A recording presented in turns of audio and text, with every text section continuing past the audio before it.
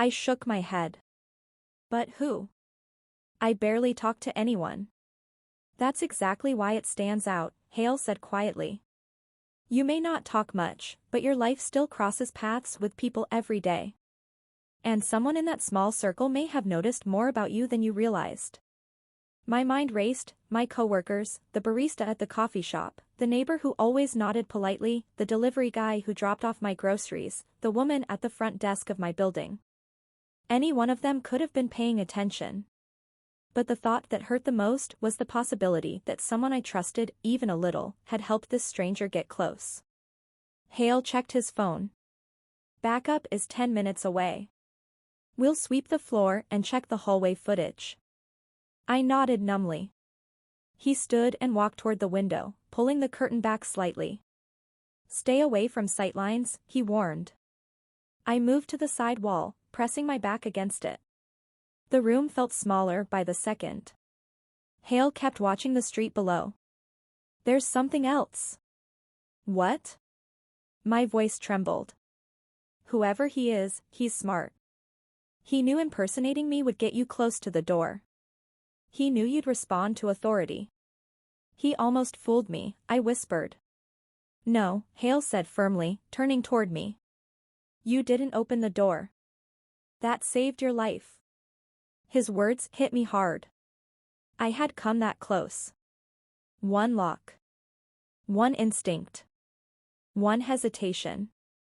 That's all that stood between me and him. Suddenly, Hale's phone buzzed.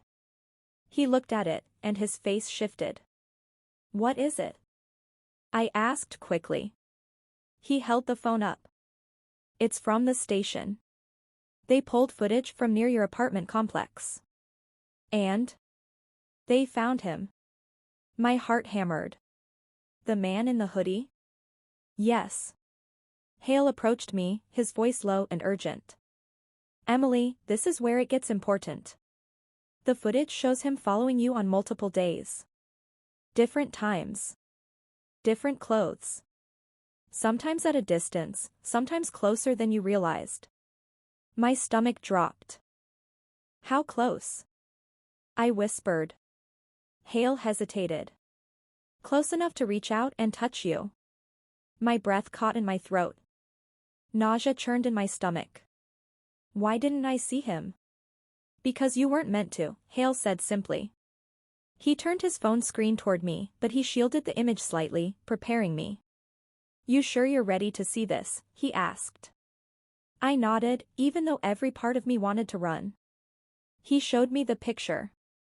A grainy still shot. Nighttime. A streetlight flickered above. And there I was, walking toward my apartment door, fumbling for my keys. Just behind me, no more than 6 steps away. A tall figure in a gray hoodie. Head slightly tilted. Watching me. Focused. Almost studying me. My knees weakened and I grabbed the wall to steady myself. I never heard him, I whispered. I didn't feel him. He was right there. Hale nodded. He's skilled. And that's what makes this worse. I forced my eyes away from the phone. Why me, Hale? Why is he doing this? We don't know yet, he said. But we're going to find out. He put his phone down and stepped closer, lowering his voice. Emily, this isn't random anymore. It's targeted. He knows your patterns. He knows your vulnerabilities. He knows where you sleep, where you work, what scares you. I closed my eyes tightly. My heartbeat echoed in my ears. And now, Hale added quietly, he knows you're scared. That gives him power. We need to take that power away. How?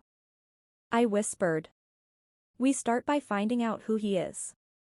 And Emily, he looked directly into my eyes.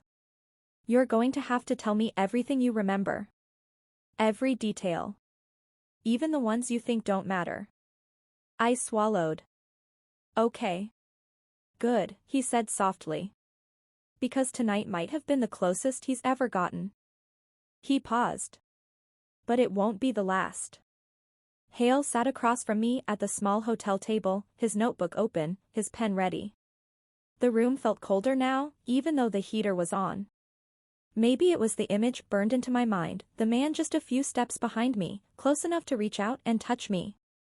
I wrapped my arms around myself. What do you want me to tell first? Start with everything you can remember about the man, Hale said. Even if it's small. Even if it feels useless. I closed my eyes. He wore a gray hoodie. Dark jeans. Sneakers. He moved quietly. Too quietly. Hale nodded. Okay. What about his build? Tall, maybe 6 feet? Lean but not weak. He moved like, I frowned, searching for the right word. Like he knew how to avoid attention. Controlled. Precise. That's important, Hale said. What about his face? I shook my head. I couldn't see it. Not even once. He always kept his head down. Or turned away. Hale tapped his pen thoughtfully. Anything else?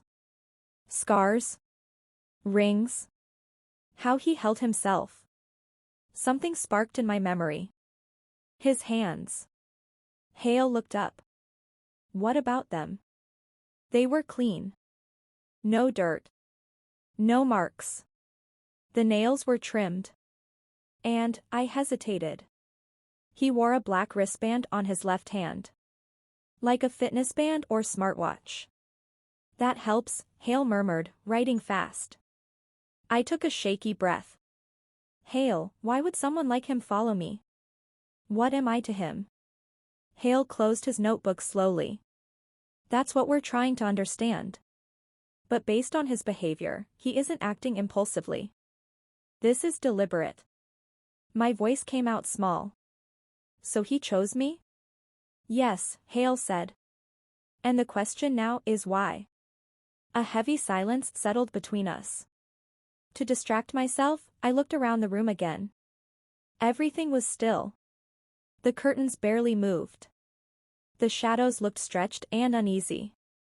My mind wouldn't stop replaying that whisper outside the door, asterisk stop pretending, Emily, asterisk.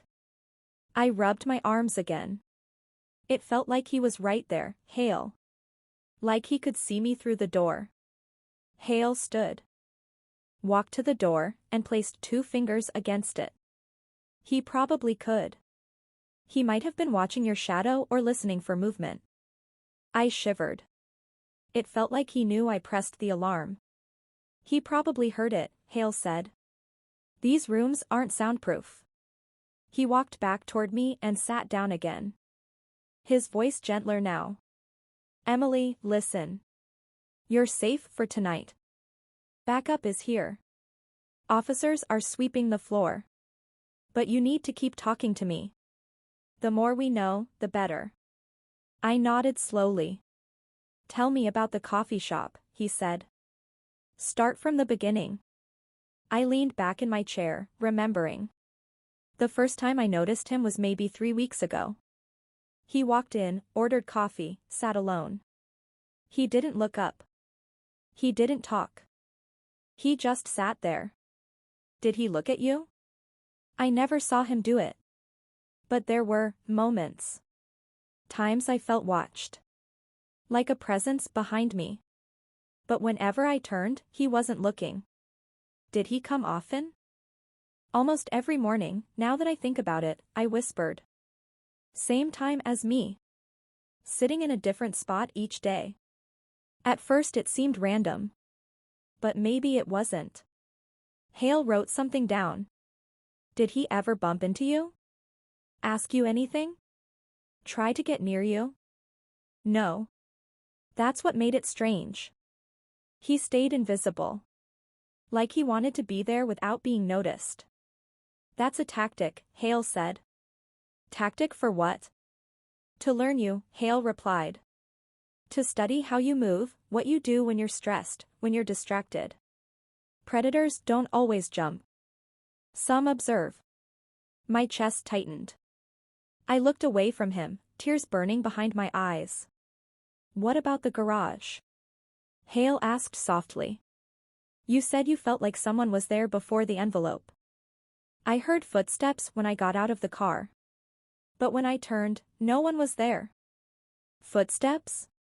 Hale repeated. Heavy. Light? Light, I whispered.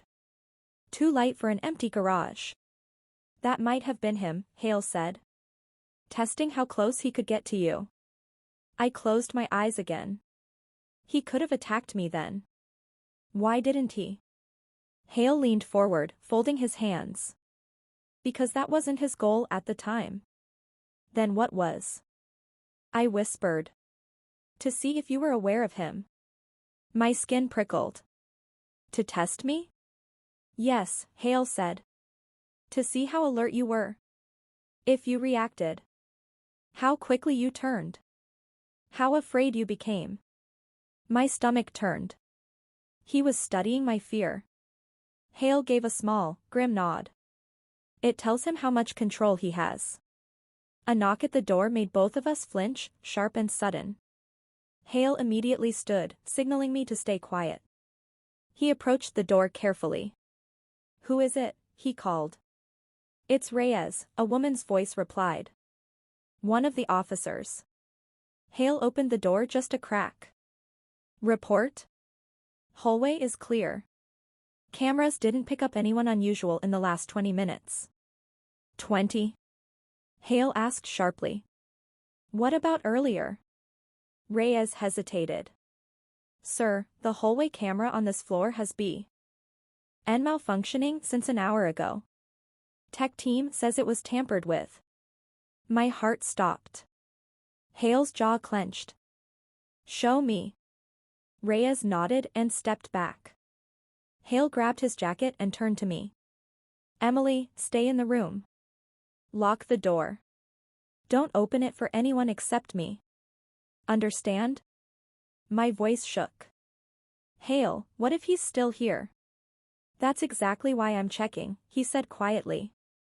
And that's why you stay put. He stepped out, closing the door behind him. I heard the lock engage automatically. The room fell silent again. I paced, my heart beating too fast. Every creak, every sound made me jump. I checked the curtains twice, then 3 times. My mind spun with images of the man standing in the hallway, listening, waiting. After what felt like an hour but was probably minutes, I sat on the floor with my back against the wall, hugging my knees to my chest. This wasn't just someone obsessed.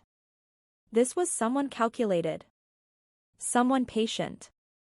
Someone who wasn't scared of getting close. Someone who wanted me to know he could reach me anytime he wanted. My phone buzzed suddenly, Hale's name. I answered instantly. Hale? His voice was tense. Emily, listen carefully. We checked the camera wiring. And? Someone disabled it manually. I pressed a hand against my mouth. Hale, does that mean he was here? On this floor? Hale's voice hardened. It means he knew exactly which room you were in. The night outside the hospital felt heavier than the sky itself, like the world had decided to stop breathing along with Emily. She stood in the parking lot, holding her own elbows, shivering, not from the cold, but from the way her entire life had suddenly collapsed into one moment. Lisa was gone. And nothing made sense anymore. Emily kept replaying the ambulance sirens in her mind, the panic, the blood on Lisa's shirt, the trembling way she had said, he wasn't after you, he was after me. Emily felt like she was standing on the edge of a cliff, staring into a darkness she never wanted to face, but now she had no choice. She walked toward her car, but her steps slowed when she noticed something on the windshield. A thin, white piece of paper, folded once, placed neatly right under the wiper. Her heart dropped. She looked around, nobody. No footsteps, no cars leaving, no shadows moving. Just silent wind. With a trembling hand, Emily picked up the paper and unfolded it. A single sentence was written in black ink. You were warned. Her throat tightened. The handwriting was sharp, leaning forward, almost like the letters were in a hurry. The signature at the bottom made her chest freeze. D. The same initial she had seen before. The same person Lisa had been afraid of. The same man who had been creeping on the edges of Emily's life like a shadow that refused to disappear. Emily looked around again, every muscle tight. She wanted to scream, but her voice was gone, just like Lisa. She jumped into her car, locked the doors, and sat still, gripping the steering wheel with shaking hands. Tears slipped down her cheeks, but she didn't wipe them. Let them fall. Let them burn. After a few minutes, she took a deep, unsteady breath and whispered to herself. No more running. She turned the ignition. Emily drove straight to Lisa's apartment, the place that had always felt warm, chaotic, filled with the smell of cinnamon coffee and laughter. Tonight. It felt like a tomb. The hallway lights flickered. A cold draft moved past her as she unlocked the door. Inside, everything was untouched, Lisa's jacket on the couch, her favorite blanket folded unevenly, a mug with dried tea at the bottom.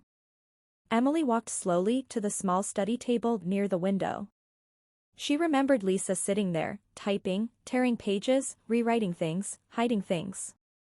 Lisa had secrets, Emily knew that now. And maybe those secrets had killed her. Emily opened drawers one by one. Nothing unusual, pens, old receipts, notebooks. But when she pulled the bottom drawer, it stuck halfway. Something wedged inside. She yanked it, and a small leather-bound journal popped up. Emily froze. Lisa's handwriting. She sat on the floor, opened the journal, and started reading. If anything happens to me, it won't be an accident. Emily's breath hitched. There's something dangerous in my past. Something I tried to leave behind. But he found me again. Emily's pulse pounded. D. Just a single letter. The same letter on the note. He thinks I stole something from him. I didn't. I ran away from him. But I know things that could destroy him if anyone ever found out. Emily wiped her tears quickly, trying to focus through the blur. I recorded everything. Every message. Every threat. Every moment he slipped into my life like poison. If anything happens to me, Emily must know. She must survive this. And she must not trust ****. The last sentence was cut off, ink smeared, as if Lisa's hand had been shaken violently. Emily felt her chest tighten painfully. She hugged the journal to her chest and cried as quietly as she could. The apartment felt like it was holding its breath, listening. She turned more pages. Most were blank, except one near the back. A photograph was tucked inside.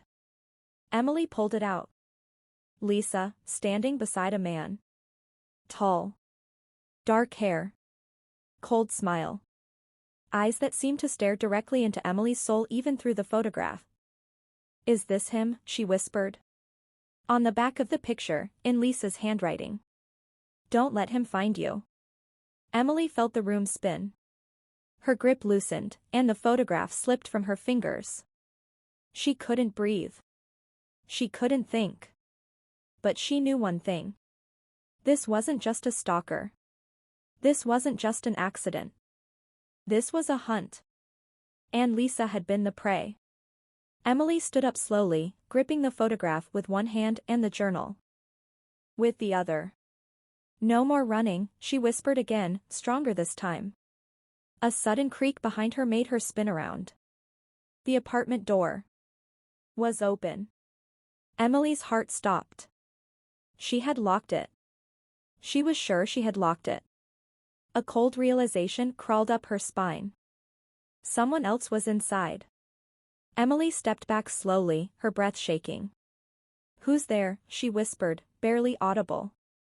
The silence answered her. Then, soft footsteps. From the kitchen. Emily's pulse hammered in her ears. She clutched the journal like a shield, the photograph like a blade she didn't know how to use. Another step. Another. And then, a voice. Low. Calm. Too calm. You shouldn't have come here, Emily. Her blood froze. Her heart screamed. The voice stepped into the light. And Emily finally saw him. Emily's breath caught in her throat as the man stepped fully into the glow of the dim living room lamp. He closed the apartment door behind him with a soft click, slow, controlled, deliberate. Like he wanted her to hear it. Like he wanted her to understand she was trapped. He wasn't tall in an intimidating way, but there was something sharper about him, his posture, the way his eyes scanned the room, the way his fingers flexed slightly as if they were used to grabbing things, or people. His voice again, smooth as glass. Put the journal down, Emily. Her grip tightened instead. She took a step back.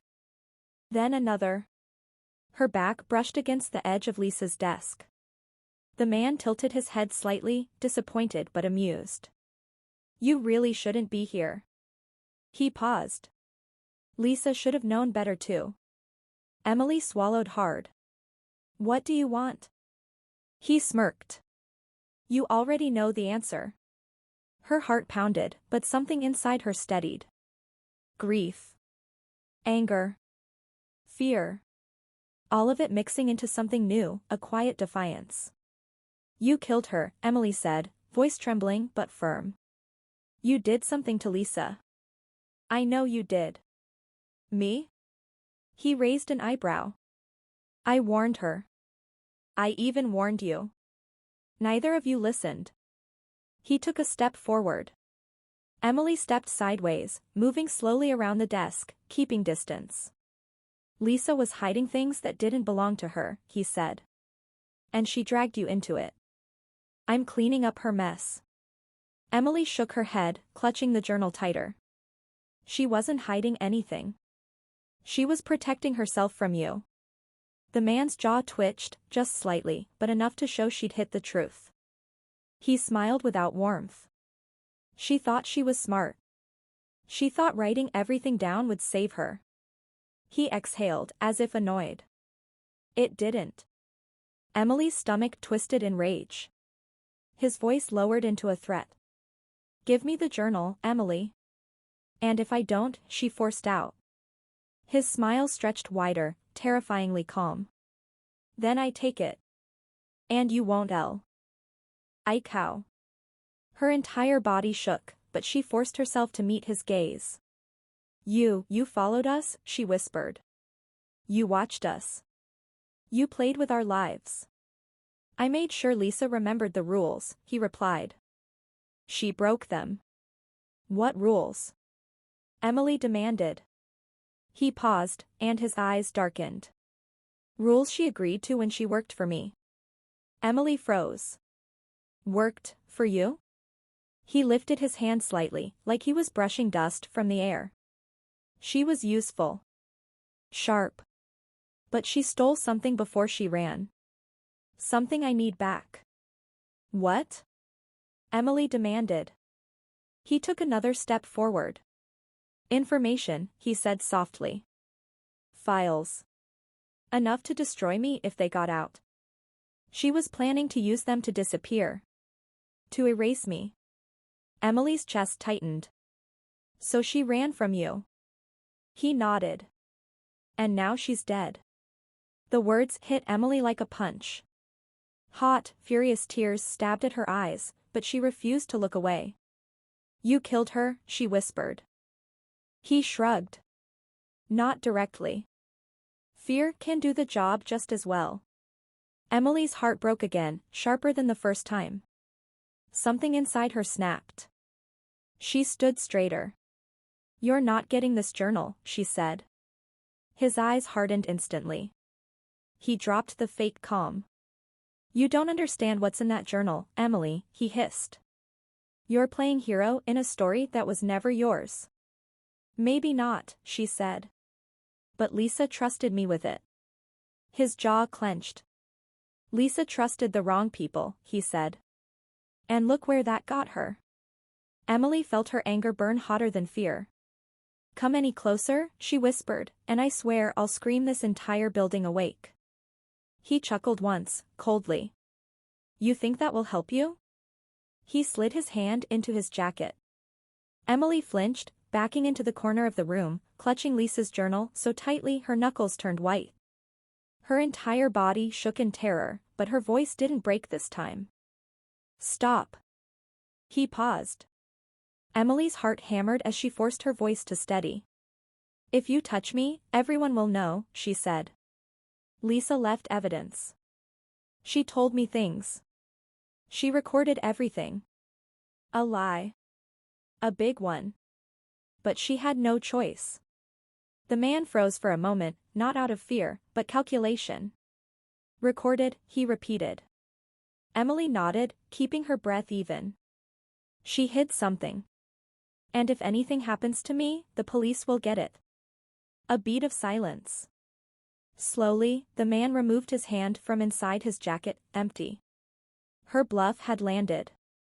"Where is it?" he demanded. Emily swallowed. "Somewhere safe." His eyes narrowed dangerously. "You're lying. You're not good at it." Emily's voice trembled. "Then take the risk."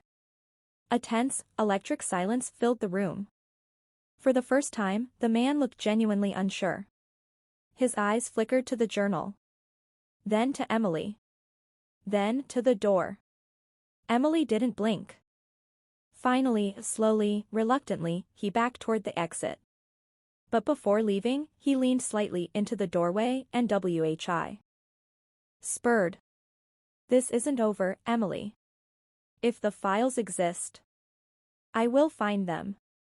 And if you have them, I will come back for you." He stepped into the hall. "And next time," he said softly, "I won't be in the mood for conversation." The door shut behind him.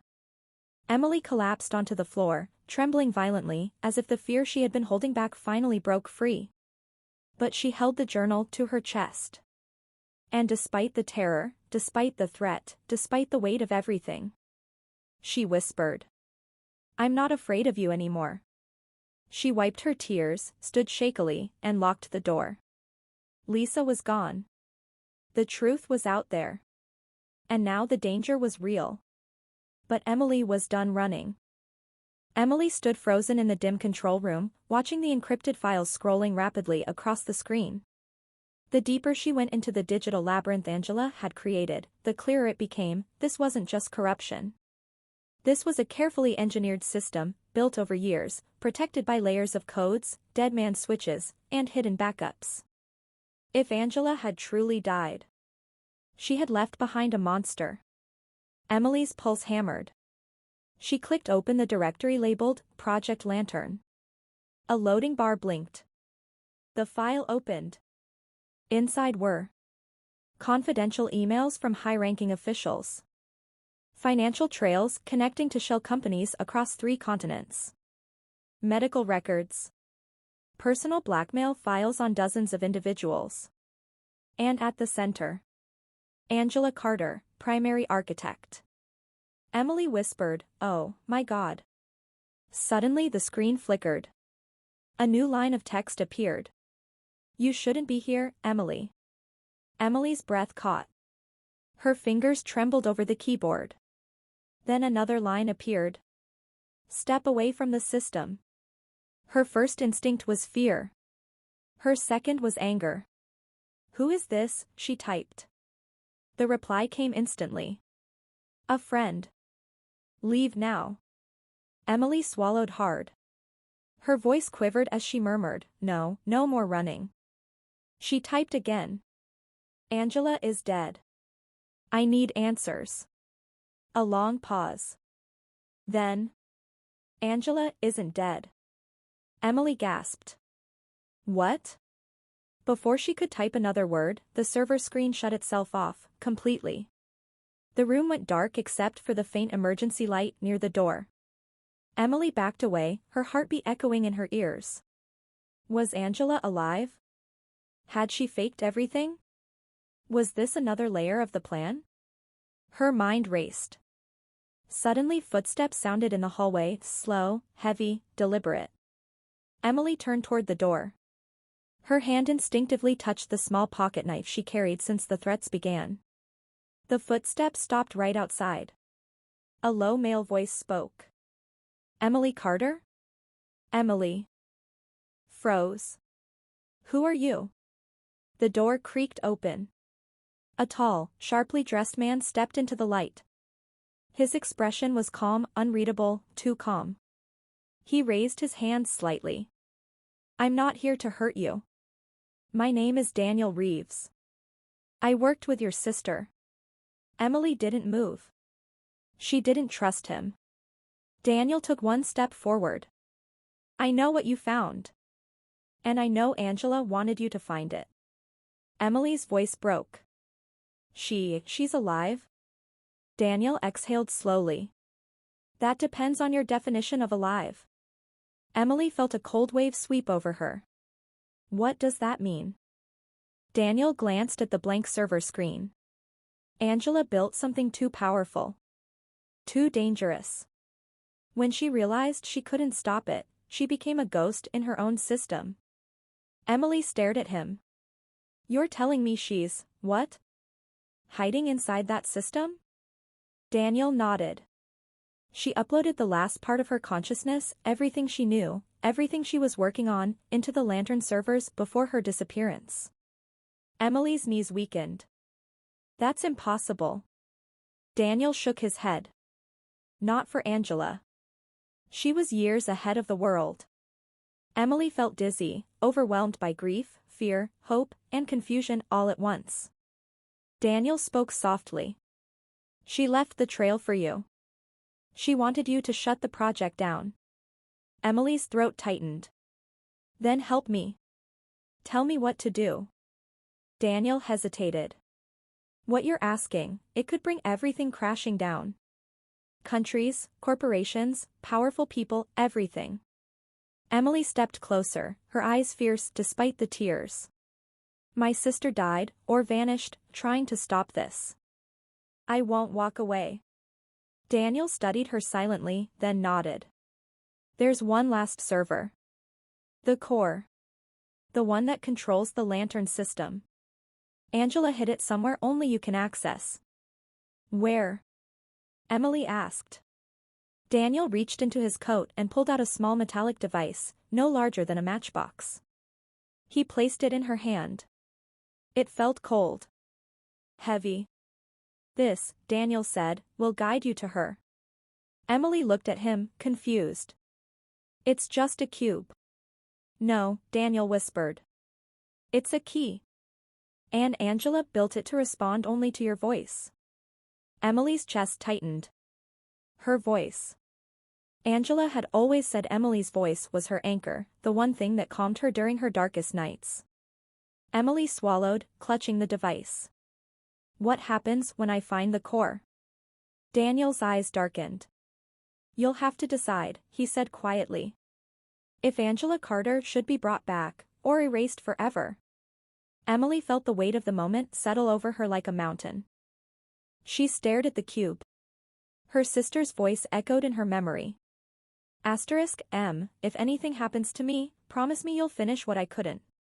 *. Emily whispered, I promise. She slipped the cube into her pocket and walked toward the exit. Daniel called after her. You understand, once you begin, there's no turning back. Emily didn't look back. I've already gone too far. She pushed open the door and stepped into the long corridor, toward the unknown, toward the truth, toward the final chapter of the sister she thought she had lost.